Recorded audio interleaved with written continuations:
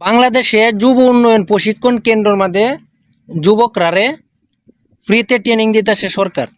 ঠিক আছে, এই জায়গায় কিন্তু আসলে এই যে সরকারের যারা লোক আছে তারা যে ট্রেনিংটা দেওয়া, এখন ট্রেনিং করানোর মতো কোনো ছাত্র নেই, কোনো লোক নেই, আসলে বিশ্বাস হয় না।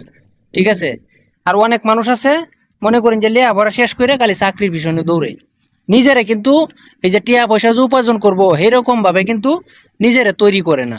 ঠিক আছে, এরা সবসময় ভাবে যে লেখাপড়া শেষ করছি এমন একটা ভালো চাকরি পাই, কিন্তু চাকরিটা যে পাওয়ার যে একটা যোগ্যতা এরকম ভাবে কিন্তু আসলে নিজেরা তৈরি করে না, যেই কারণে কিন্তু আমরা বাংলাদেশের বেকারত্ব দূর হয় না।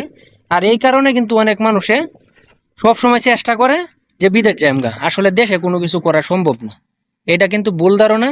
যদি আপনি যুব উন্নয়ন প্রশিক্ষণ কেন্দ্রের মধ্যে যে কোনো একটা ট্রেনিং নিতে পারেন, হ্যাঁ, ট্রেনিং নিয়ে যদি আপনি চান তাহলে বিদেশ হইতে পারবেন।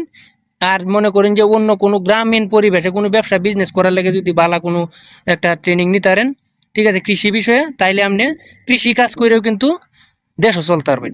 তাইলে কিন্তু এই বিদেশ হওয়ার কোনো দরকার নেই।